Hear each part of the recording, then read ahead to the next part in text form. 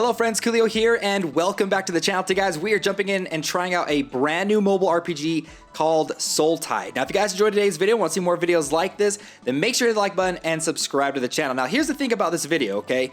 I'm actually really excited for this video because it's the first review, kind of first impressions video I've done in a year and a half since I left YouTube. Now I'm back, I'm making more videos, and I have to say, like, I've been really enjoying this game so far. So Soul Tide is a brand new, it's a waifu gacha collector type game, and it just came out today, and I've been enjoying it for the most part. There are a few things here and there that aren't like my favorite thing. Not so much I don't like them, they're just not as engaging as I was kind of hoping they would be. But there are a couple of other things in this game that I actually really enjoy that's gonna make me want to continue to keep playing moving forward. So the main draw to this game, like one of the main big differences I have to say, is how you kind of progress through the overall campaign. I will say for like a lot of games that kind of come to the West, you know, a lot of these games that get translated and stuff, this one has a pretty darn good translation so far and a really good like art style. I really like the art style. I'm not like the biggest fan of like chibi art characters like this one, but I feel like it looks good enough that it's passable. Like I like it. It's fine. All right. Now, when you're playing through the game, rather than going from like one basic single stage to the next, fighting one enemy after the other, you kind of have this sort of exploration mode that kind of opens up where there's like things like there's like puzzles and twists and turns and surprise enemies and just like a couple of different things that kind of make the overall gameplay a little bit more interesting rather than just like jumping from one stage to the next. Now, on top of like that kind of fun exploration, which I do like, but it does slow things down. I know there are players that kind of just like want to jump into these games and try to level their characters as fast as possible, get as much as like premium currency as they can, summon a bunch of things. You're probably not going to be able to do it that well in a game like this. Like, in fact, the fastest like speed you're going to be able to have in combat is ×2 speed. It doesn't have like ×3 or anything like that. It's going to be a game that it wants you to explore its world and enjoy like its puzzles and its story and stuff like that. Okay, they put a lot of pride into that. You can tell like when you get to meet the different characters and you're playing through, and the voice acting and the really good English translation, you can tell they put a lot of work into that, and they don't want players to just simply skip it like I did right there. But that does lead me into the one thing that I don't personally like about the game is the combat is a little bit bland. And I'm not talking about like the combat like directly, like there is some pretty darn good stuff with the combat and like the different strategies that you can combine of the different characters, and they have this equipment system that I actually really like and I think will lead into some really unique builds. But just the presentation of the combat system, it's pretty simple. All right, you got your characters down below, the enemies on the board in front of you like this, and then this is kind of how the combat like engages you. I kind of wish we could see our characters a little bit more on screen, but I will say the characters have some pretty darn cool ultimate animations that play out. So I actually really like those. Those do break up the kind of less than stellar looking combat screen. But again, I'm not saying that the combat's bad. It's not the best presentation I've seen of a combat system. And it's probably not going to be something that's going to be super entertaining to watch over and over again. So we've actually got a little bit of a puzzle here that we have to solve. These eyes, if we actually get all of the eyes to light up, it will allow these doors to unlock, and then we'll be able to actually go through those doors. But the thing is when you walk over the eye, it will either activate or deactivate. So that's another one of those kind of puzzle systems in the game. So I currently have auto mode turned on for combat. I'm going to turn it off because I do want to talk about how combat kind of works and some of the things I actually really like about the strategies behind the combat. Now, most of the characters are going to have 3 activated abilities and a passive ability. You have like your basic attack. You have like some kind of secondary ability, usually costs some skill points in order to use, and then you have an ultimate. So we're actually going to use her ultimate. I haven't seen her ultimate yet, but if you hold down on it, it'll let you know what it does. So Meteor Clash attacks a foe in the front row, dealing 300% of attack. Physical damage, Meteor Clash deals 50% increased critical damage. So we're gonna go ahead and click on that.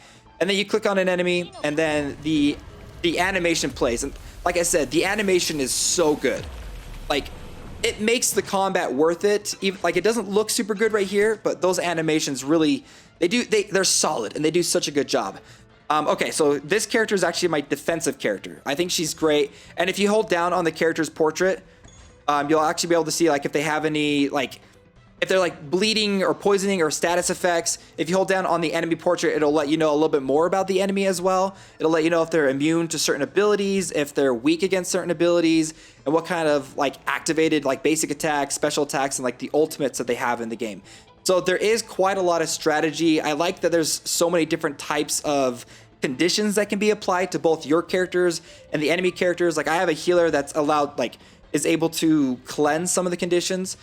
This ability, I believe, or is it I think it's the ultimate ability, like increases her overall like attack damage and stuff. So there's two different like auto modes, basic, where they don't use any of their SP, and then the SP mode, which they use their skill points, I think is what they call it, to activate all of their different abilities and stuff. So we're gonna let this kind of play out. Now, at the end of each of these kind of exploration areas, there is a boss that you can fight.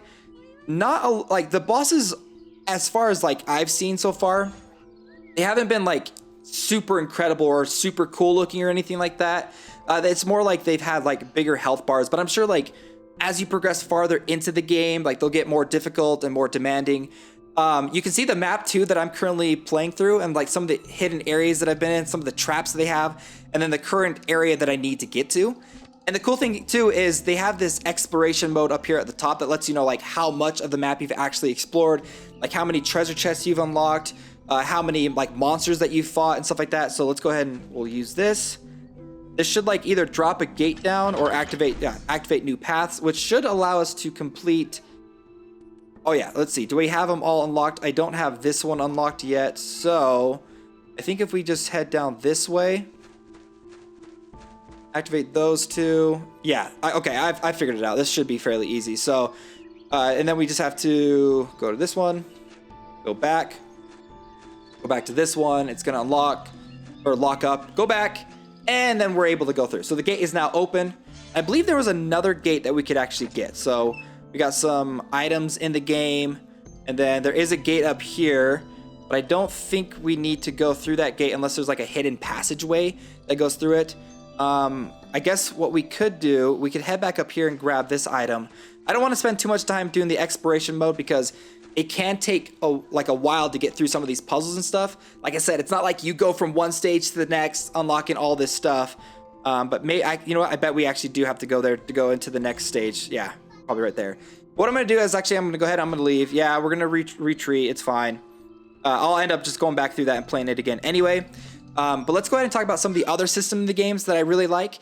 Now, you guys, like, if you remember some of the videos I've done before on games like this, where they give you like really beautiful looking characters, I love it when games allow you to basically hide the UI and take a look at the characters. And this game allows you to do that. And like, they have some really, really great art and some beautiful characters in this game.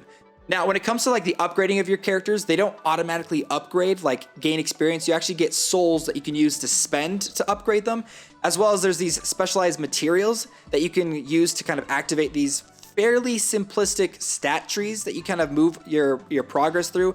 I haven't seen anything about this that really opens up a little bit more. Maybe like in farther stages it might open up and make it a little bit more interesting. But as far as I can tell, you just basically spend whatever resources you have to upgrade their sigils. And then as well as like the other things they have in this game, I haven't been able to kind of go through and upgrade any of my abilities or skills yet, but I'm sure it's probably something fairly straightforward. You can see that you can just spend some of the in-game currency and some of these glyphs of power in order to upgrade each of your skills, which I'm kind of hoping it's sort of like a limited resource where you have to kind of unlock or upgrade specific abilities depending on how you want to build your character. But talking about building your character, there's another system in this game that I actually really like, the Verves. The Verves it's basically an equipment card system, but man, some of these cards just look super, super cool. I haven't figured out a way to like look at the cards like you can with like the characters. Maybe I just haven't done anything yet with it, or like maybe I can upgrade it or whatever. But anyway, so you can see like the passive skill that it gives you, and then the traits. Predation increases the wielder's damage done by 15% against foes that are vulnerable. And so you get this through the gacha system, which we're going to get into because honestly, the gacha system isn't the best. All right. But I do like the Verve system. I think it's interesting, and I think it adds a lot of creativity. And the main reason why is because you actually only have a limited amount of those that you can actually equip onto your dolls within your squad. So if we go, let's go ahead and just click on her. If I can remember where, I swear it's in like the squads. But anyway, you can only equip 3 of the verves onto your characters at any time. So you have to like decide like how you're going to be able to like kind of customize. Okay, so here we go. So this is the dolls. These are the verves that you have that you can actually equip. So you can kind of like take a look at the character. Oh, this character does a lot of damage. Let's go ahead and equip this one onto it. Yeah, we'll swap it over.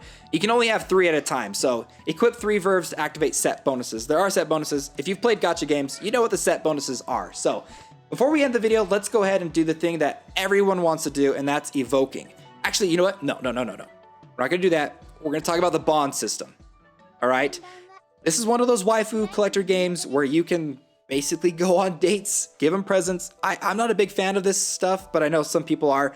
But the thing I do like about this system is if you do like increase the affinity with them, you can unlock new CG or arts for the character, which I think is really cool. And you know me, like I'm a sucker for like beautiful art in games like this. So I'm glad that there are ways to unlock even more art for the character. And I believe if you just head back to the character itself and their profile, you'll be able to take a look at their CG. So this is one that I'm using this for the thumbnail, but this is one I just barely unlocked. So I do like that. I think that's really cool.